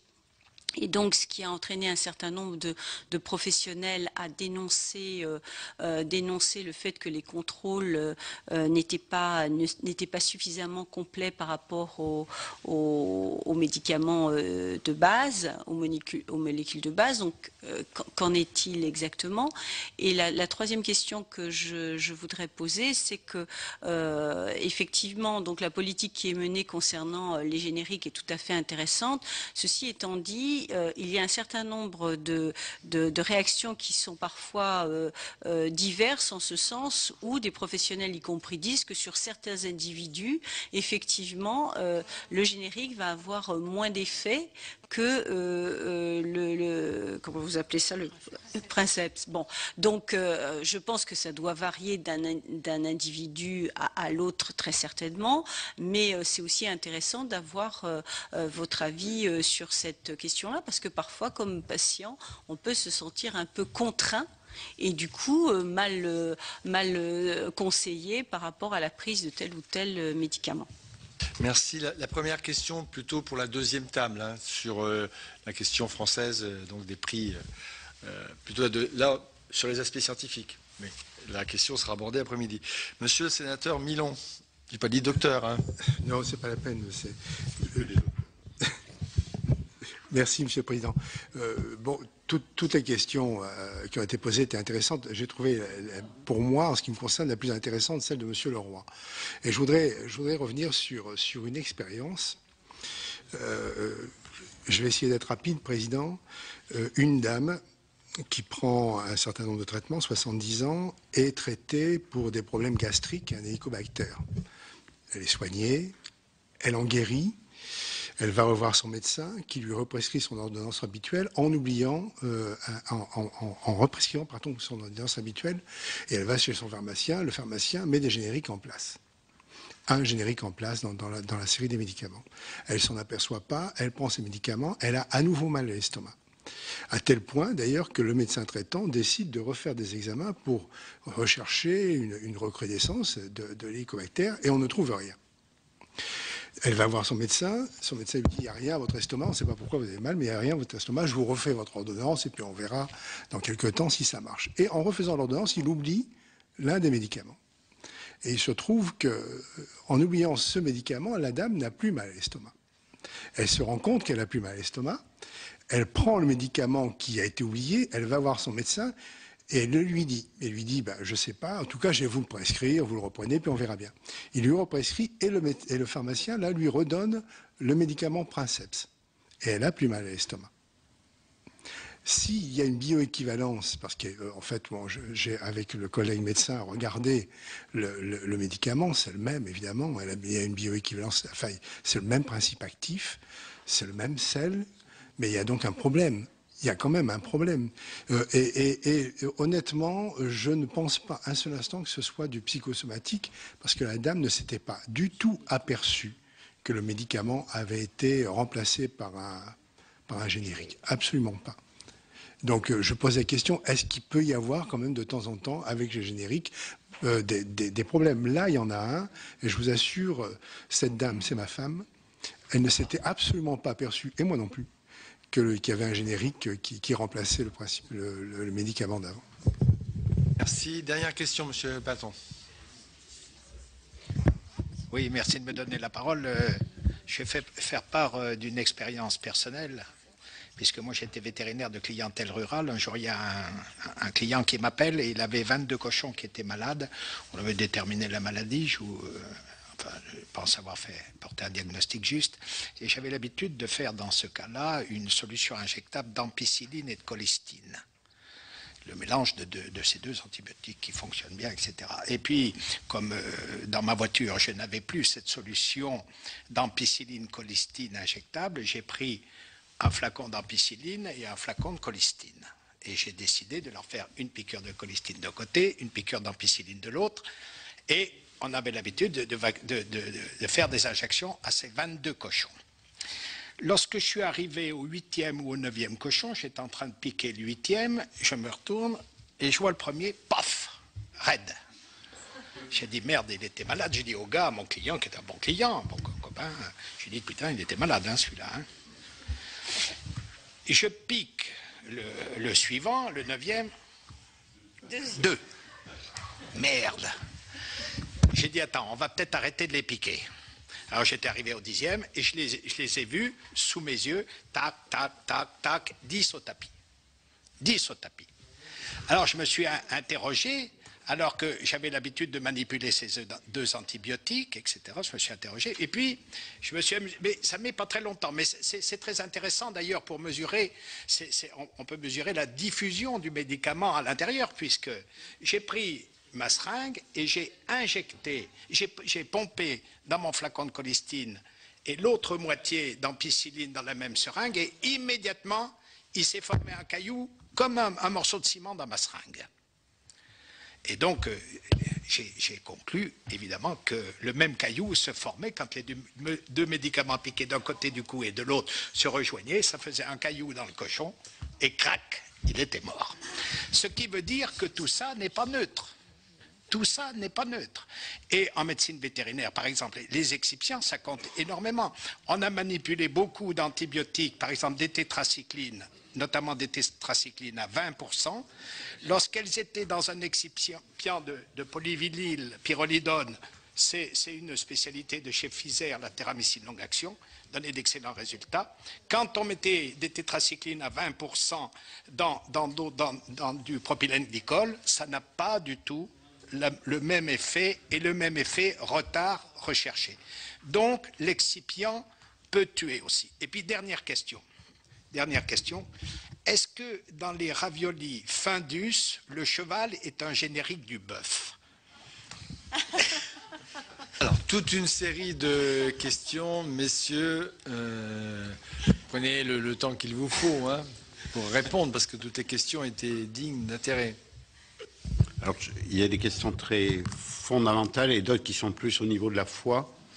Et donc, je ne commenterai pas sur la foi dans telle ou telle approche.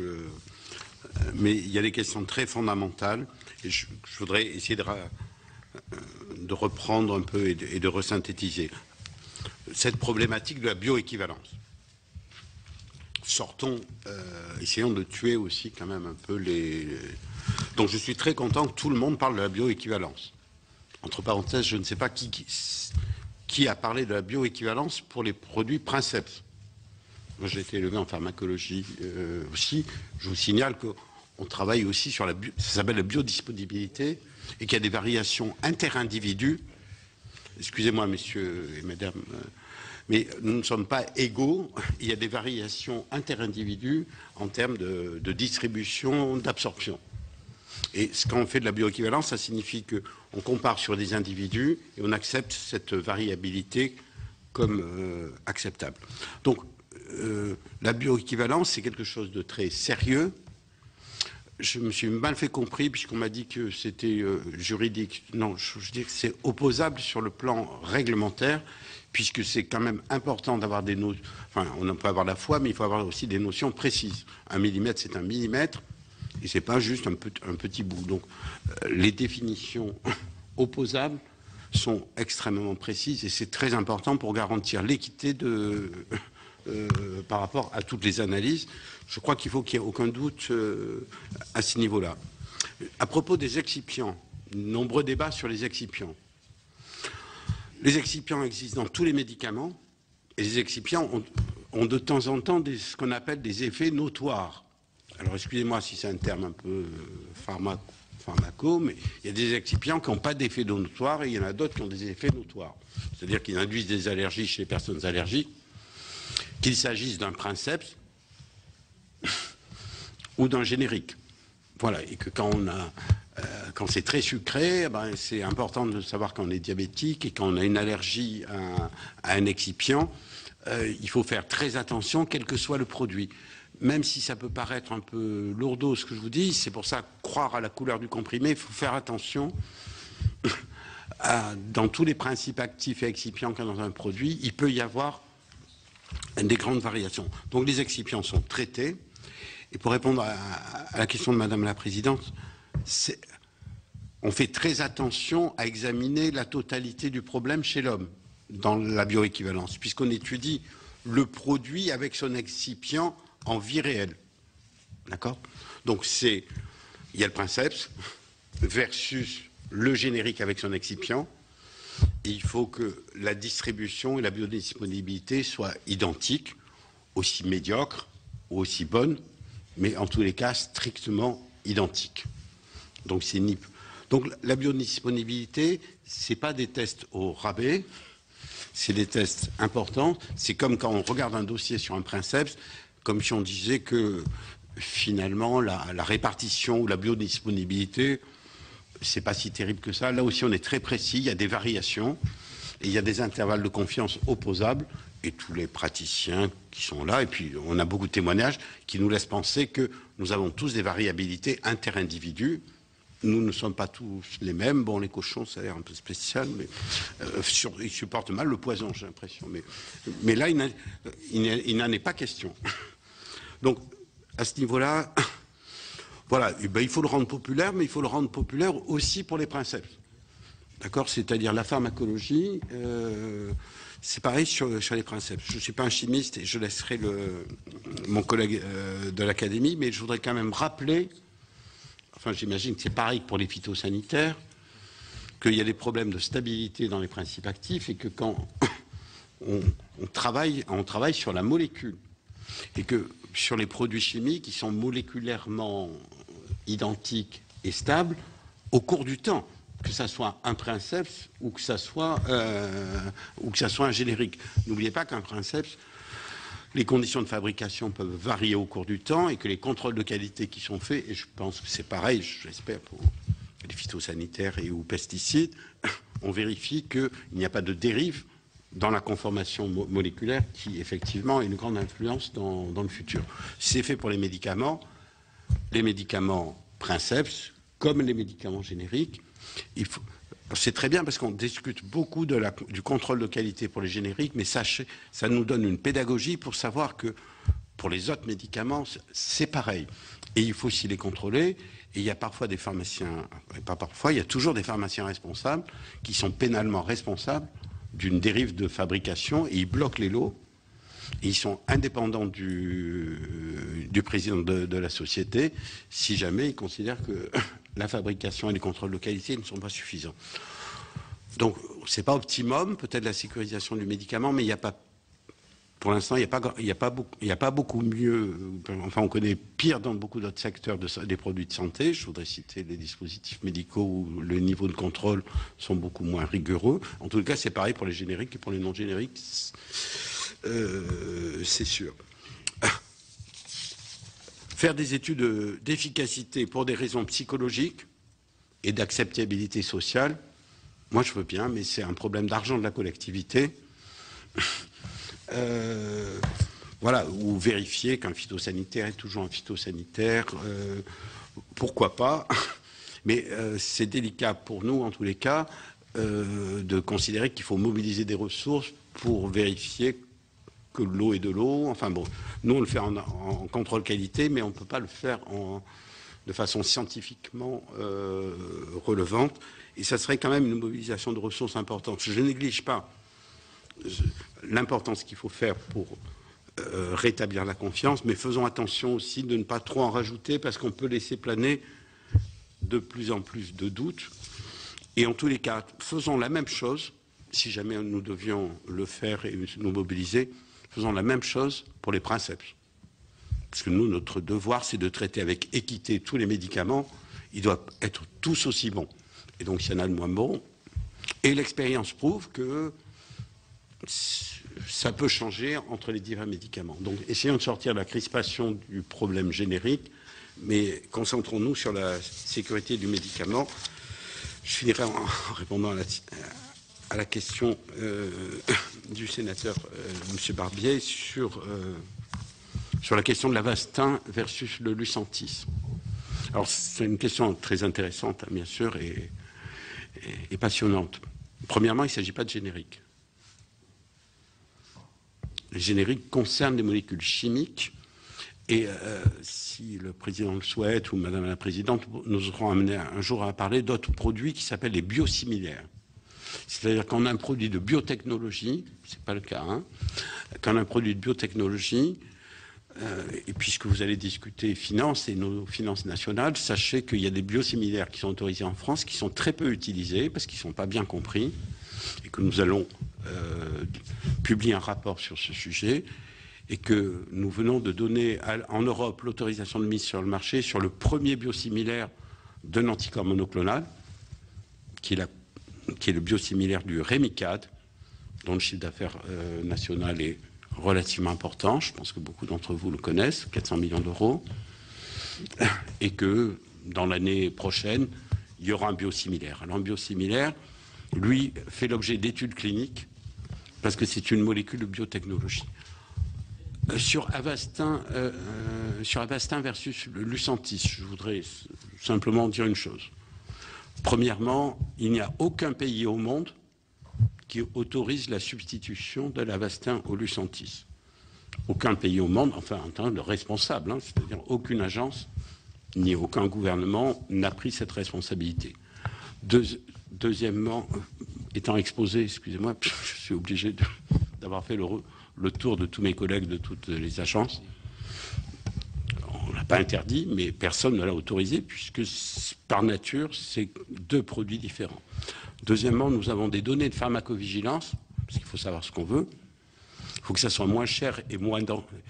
Là, on a parlé des génériques. Quand c'est moins cher, il faut que ça soit équivalent et que ça ne soit pas plus risqué. Donc, les données de pharmacovigilance montrent qu'il y a plus de toxicité lorsqu'on utilise l'Avastin que le Lucentis. Bon, elles sont rendues publiques à l'échelle mondiale. Maintenant, bon, certains peuvent accepter que c'est pas grave si c'est plus toxique parce que c'est moins cher. Moi, je ne ferai pas de commentaire, mais il faut être transparent sur ce type de sujet. Ma troisième et dernière remarque là-dessus, c'est que ce sont des produits radicalement différents. C'est comme si on comparait l'aspirine et le paracétamol.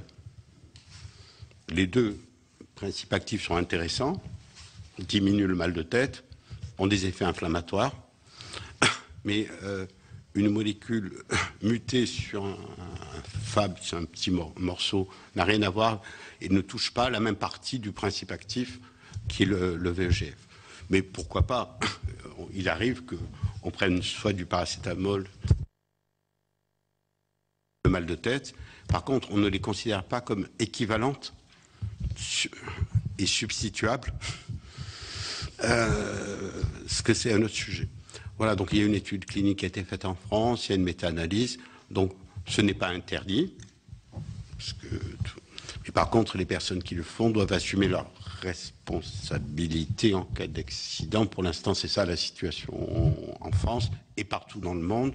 Je voudrais rappeler que ça a été très popularisé aux États-Unis, puisque les patients payent de leur poche, et que pour eux, ça change beaucoup de choses.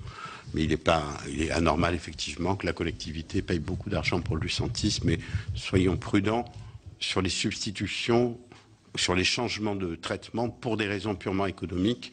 S'il y a plus de toxicité, en tous les cas, ce sont des produits différents et tous de grande qualité. Vous aurez arbitré prochainement les substitutions possibles sur les biosimilaires qui vont arriver de façon très nombreuse. Voilà.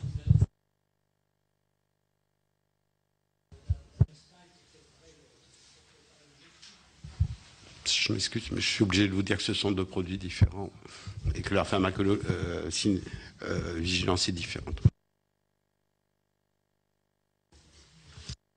On a un collègue qui traite ses cochons aussi avec des mélanges. La réponse à la question du sénateur agronome, c'est ça? Collègue Leroy. Oui, Monsieur le Président, je peux répondre étant chimiste de formation. Alors, il faut bien comprendre que lorsqu'on parle de sel, du chlore de sodium, c'est pas du sulfate de sodium, je suis d'accord. Le problème, c'est quelle est la partie active. Et si la partie active est l'ion, c'est-à-dire le sodium, ce qui compte, c'est le sodium, c'est pas l'anion en contrepartie. Deuxièmement, lorsqu'on absorbe par voie orale, par exemple, je prends un produit quelconque, j'ai par exemple le chlorhydrate de papavérine et le phosphate de papavérine. Bon, admettons. Ce qui est actif, c'est la papavérine. Quand je vais l'ingérer, ce qui va passer, c'est la papavérine, et de toute façon, dans le sang, il n'y aura plus de chlorhydrate. Le chlorhydrate, il s'est dilué dans une masse énorme de chlorure, parce que le sang est plein de chlorure, et il y a également des phosphates. Donc, si vous voulez, l'anion, c'est-à-dire l'espèce de l'autre partie du sel, n'a aucune importance en la matière.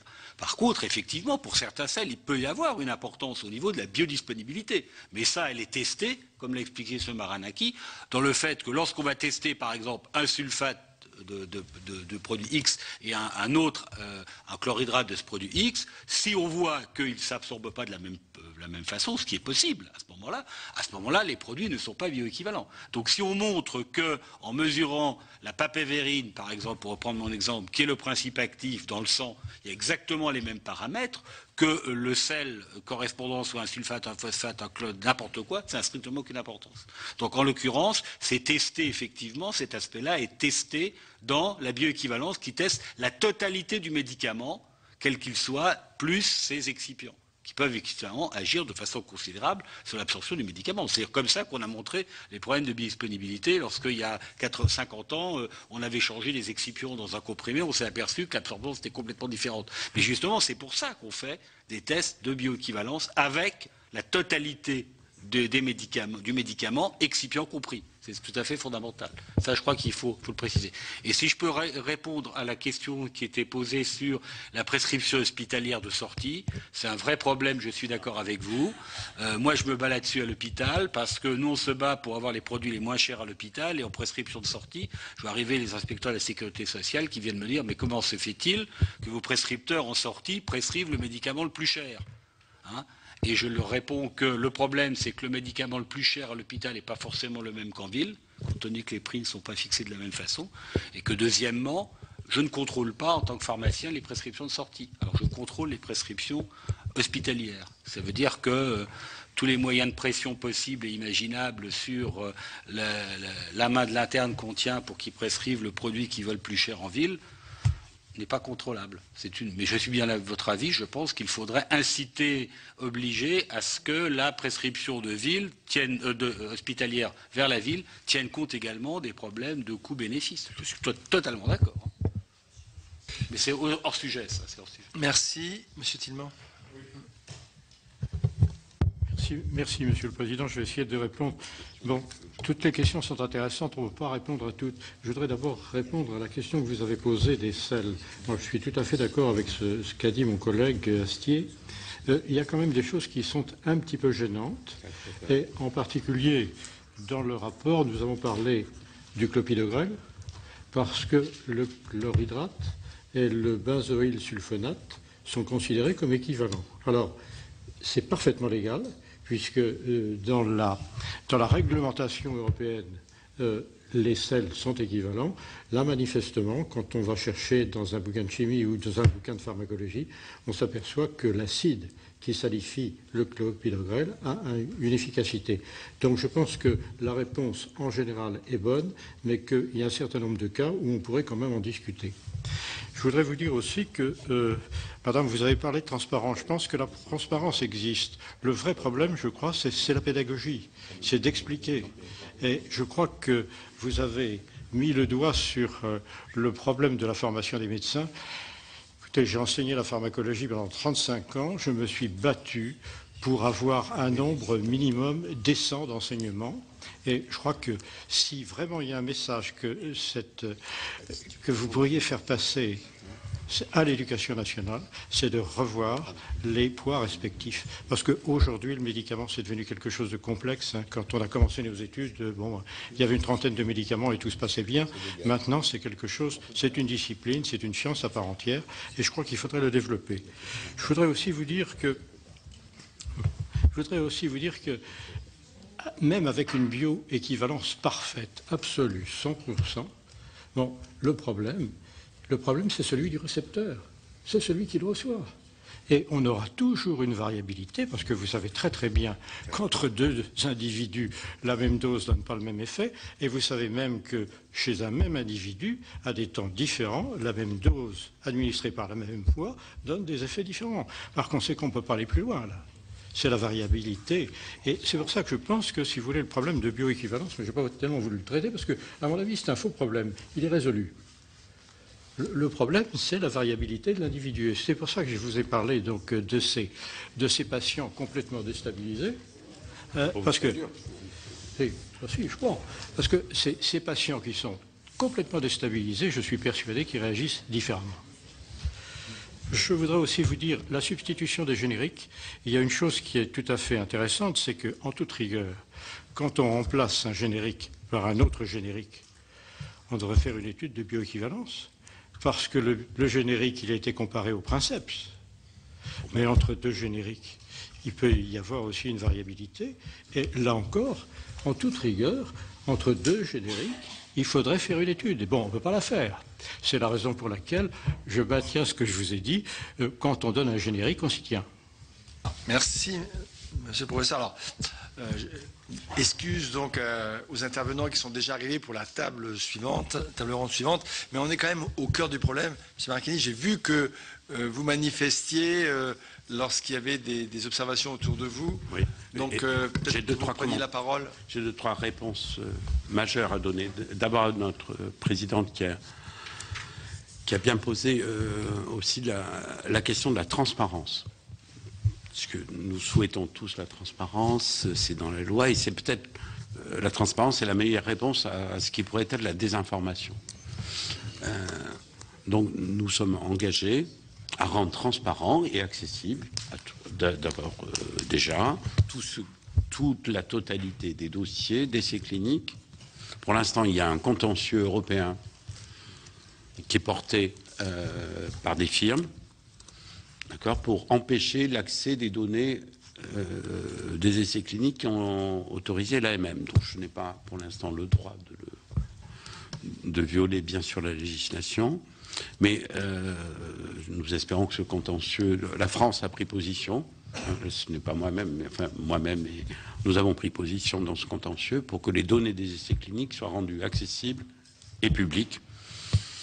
Et en ce qui concerne les génériques, ça ne serait pas une grosse histoire puisque ça consiste à rendre public. En ce qui nous concerne, nous présentons à des commissions et à des groupes et sur votre saisine les données de bioéquivalence des produits pour lesquels j'engage la responsabilité de l'État lorsque je donne une AMM, et elles n'ont rien de confidentiel ni de secret. Voilà, donc je crois que la réponse de la transparence, c'est important. N'oublions pas qu'il y a des parties quand même qui ont des intérêts économiques et que pour l'instant, il y a un contentieux qui bloque l'accès aux données. Voilà, bon, nous faisons de notre mieux en France pour le rendre accessible. Et c'est pour ça que nous publions régulièrement des rapports avec le maximum de données pour essayer de lutter contre une désinformation qui nuit. À propos des données d'efficacité, quand même ça a été un gros sujet. Voulons dire que nous ne voulons pas comparer, utiliser l'argent public pour comparer 60 génériques entre eux, puisqu'ils sont identiques. Je n'ai pas toujours la même opinion que vous. Par contre, la CNAM, de façon originale, et je crois qu'il faut souligner ce travail qui a été fait, a voulu démontrer à l'ensemble des médecins et des patients que lorsqu'on fait une substitution, bon voilà, on a le même effet thérapeutique. Et ça a été fait avec pour la civastatine. Nous étions ensemble d'ailleurs témoigner à une conférence de presse de la CNAM. Donc ça a la même efficacité sur la survie, la même tolérance, ça a la même inefficacité aussi. Hein. C'est pas parce que c'est générique, ça marche mieux que le princeps. Mais quand on le donne à 100 000 personnes, on a les mêmes effets que quand on donne le princeps à 100 000 personnes. Donc c'est vrai qu'il y a quand même beaucoup de résistance qu'on peut lever. Et je crois qu'il faut saluer ce type d'études. Quand il y a un doute, c'est pas mal de faire une étude. Maintenant, il ne faut pas générer des études qui iraient un peu contre. Monsieur le sénateur Million est parti, donc je suis désolé pour son épouse. Et je puis un peu. Oui, nous sommes dans la même région, nous nous connaissons bien. Mais il sait aussi, en tant que médecin, qu'il y a des histoires médicales un peu compliquées, ou qu'il s'agisse d'un générique ou d'un princeps, d'une semaine sur l'autre, le même médicament peut avoir des effets secondaires.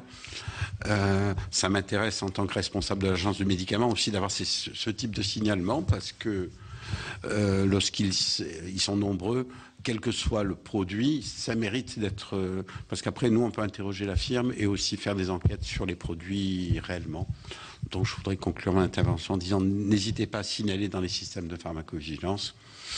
Il y a eu, l'année dernière, quand même 38 000 signalements qui ont été faits, ce qui... Et là aussi, puisqu'on dit en permanence que la France n'est pas terrible, nous contribuons à 20% des signalements qui sont faits en Europe. Et nous ne représentons pas vraiment 20% de... Ça peut être mieux. Donc, continuons à signaler. Et quand on signale, ça nous permet d'analyser et de rendre aussi des données transparentes plutôt que de les garder pour soi. Ou, voilà. Je ne suis pas fort en pharmacovigilance animale, mais vous pouvez signaler ces cas aussi. C'est réglementairement obligatoire. Merci, messieurs les professeurs, donc, monsieur le directeur, d'avoir bien voulu répondre aux questions qui vous ont été posées. Merci des éclairages que vous avez bien voulu nous apporter. Voilà pour la table ronde organisée par la mission de contrôle et d'évaluation de la sécurité sociale. Vous pourrez évidemment revoir cette table ronde à tout instant sur notre site publicsena.fr. Très bonne journée à vous sur notre chaîne.